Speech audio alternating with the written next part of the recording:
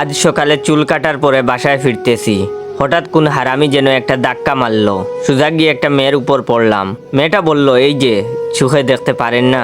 আমি বললাম, আপাতত আপনাকে ছাড়া কিছুই দেখতে পাচ্ছি না। মেয়েটা বলল, ফাজলামি করেন?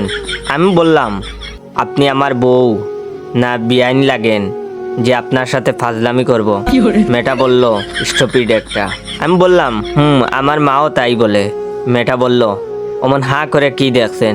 আমি বললাম, দেখছি না, ভাবছি। মেয়েটা বলল, মানে? আমি বললাম, ভাবছি যে আপনি যখন ছোট ছিলেন নিশ্চয়ই হাফ প্যান্ট পরতেন, তখন দেখতে অনেক সুন্দর লাগতো মনে হয়। মেয়েটা বলল, সি, অসভ্য কোথাকার। আমি বললাম, আমার বান্ধবীরাও তাই বলে।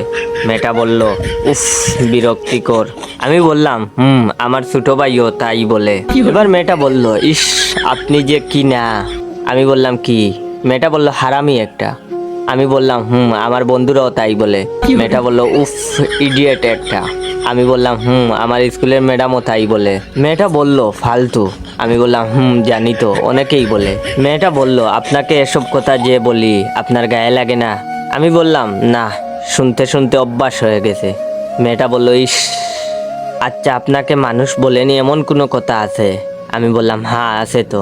মেয়েটা বলল, কি সেটা? আমি বললাম, আমাকে আজ পর্যন্ত কেউ বলেনি যে তুমি খুব ভালো। এবার মেয়েটা বলল, ও আচ্ছা, তাহলে আমিই বলছি, ভাইয়া আপনি খুব ভালো। কথাটা বলার সাথে সাথে মেয়েটার গালে তাস কইরা একটা থাপ্পড় মারলাম আর বললাম, হারামজাদি, আমি যদি ভালো ছেলেই হয়ে থাকি তাহলে হুদাই এতক্ষণ বকা দিলি কেন? মেয়েটা আর কিছু বলল না, চুপচাপ ব্যাককেলের মতো দাঁড়িয়ে বেহুশ হয়ে গেল। তখন আমি তার পার্সটা চেক করলাম। চেক করে দেখি অনেক টাকা। যেহেতু মেয়েটা আমাকে বাইয়া বলেছে, তাহলে ওর পার্সেও আমার হক আছে। তাই আমি টাকাগুলো আমার পকেটে ঢুকিয়ে আস্তে আস্তে করে ভদ্র ছেলের মতো আমার বাসায় চলে আসলাম।